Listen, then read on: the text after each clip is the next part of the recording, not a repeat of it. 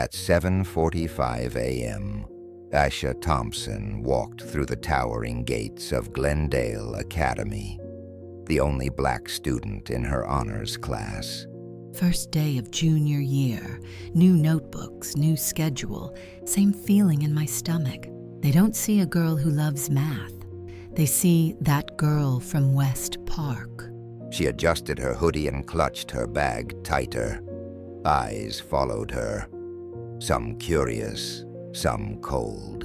I earned my spot, but every hallway reminds me I wasn't invited. Her neighborhood was 40 minutes and a world away, but a scholarship placed her here. Among wealth, marble hallways, and private SAT coaches. Third time I stopped trying. Silence stings less than invisibility. In U.S. history, she raised her hand twice. The teacher smiled politely and called on someone else. They think I'm quiet. They don't know I'm watching.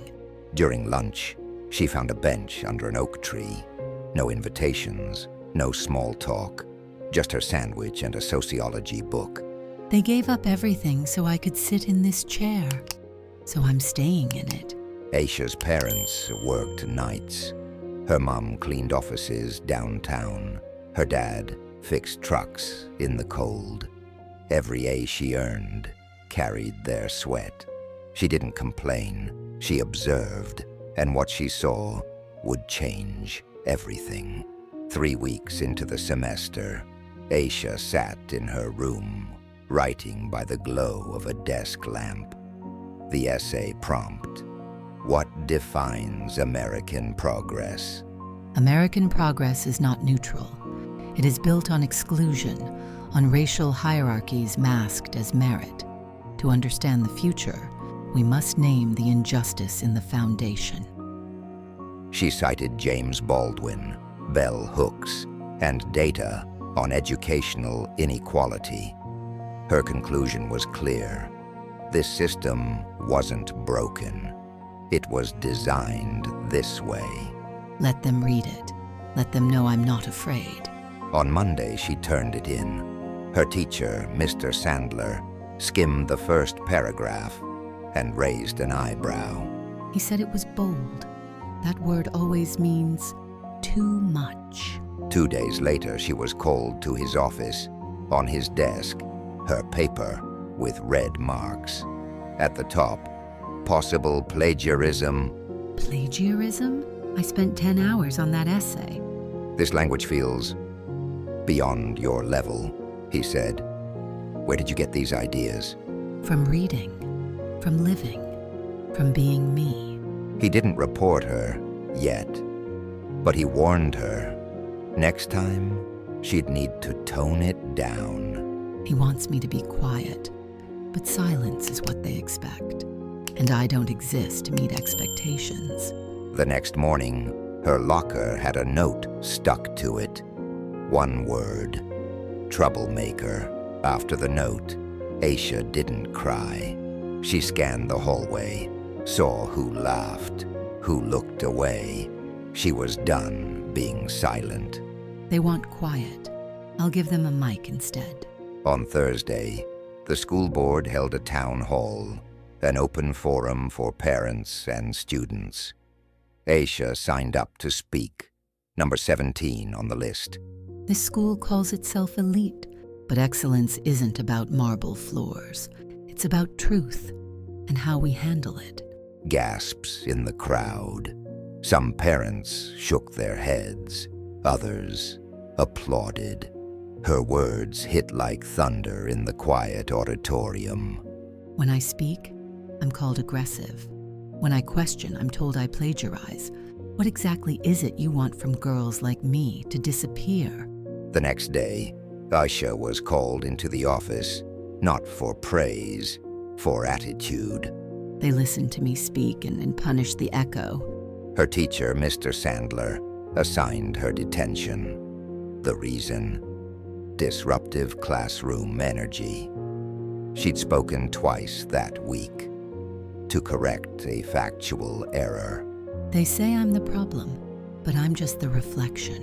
Still, word of her speech spread. A girl named Sophia, Latina, quiet, from another scholarship family, sat with her at lunch the next day. Maybe I'm not alone. Maybe there are more of us just waiting. They started talking, comparing stories. Turns out Aisha's silence had been a scream others recognized.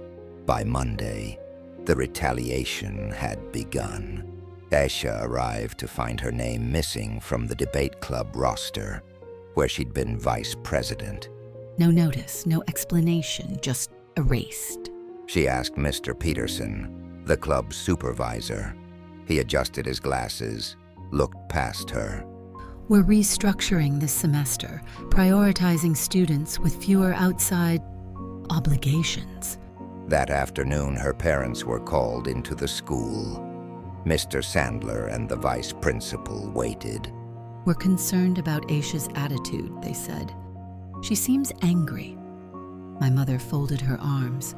My father didn't blink. After the meeting, her mother whispered in the car.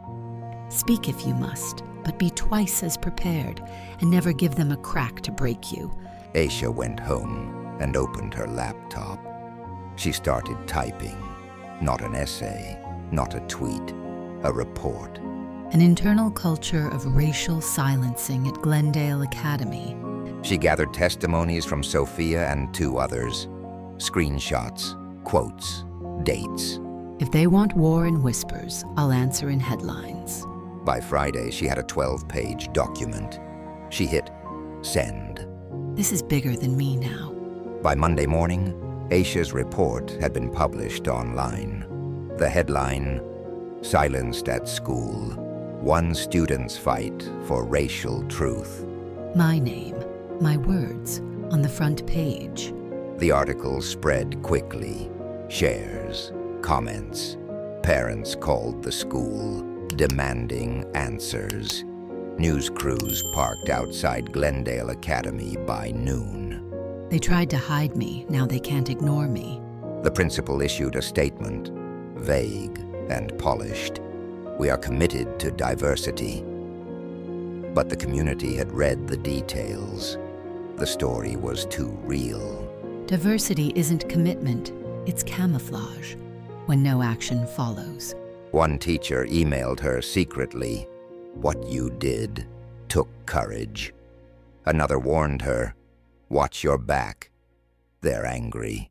Let them be angry. Let them burn with discomfort. Truth is not a gentle thing. Her parents were worried, but proud. The house filled with calls. An invitation from a local civil rights panel. A podcast request. Even a student-led protest forming. All I did was speak, and it rippled like thunder. The administration held emergency meetings. Mr. Sandler avoided her gaze in the hallway. Students whispered. Some smiled. Some looked ashamed. They see me now, not as the problem, but as the mirror. 3 weeks after the article, Aisha entered the school board auditorium. This time, the seats were full. Parents, students, teachers, reporters, all waiting, all watching. Last time I sat in the back. Tonight I speak from the front. The superintendent cleared his throat. Our next speaker. But the room had already started to applaud. They knew her name. I walked up slowly, not from fear, from purpose. My name is Aisha Thompson. I'm 16. I'm black. I'm tired, but I am not quiet. Gasps, a few claps, eyes widened.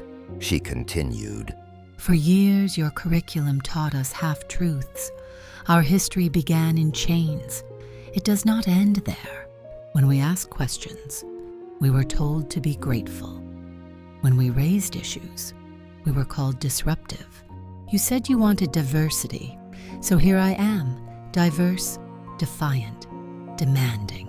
The room was silent. Then someone, her English teacher, stood and clapped. Then another, then all. They didn't clap because I won. They clapped because they saw themselves. In the following days, changes began. Mr. Sandler was removed from his role. A racial equity committee was formed, with students included. They asked me to be part of it. I said yes, but I brought others with me. New books were ordered. Black History Month became a year-long integration. An open forum was held every semester. Justice isn't fast. It doesn't come clean. It comes bruised, but it comes. They wanted me silent, but now my voice lives in the system they tried to shut me out of, and I will keep speaking until no one else has to scream to be heard.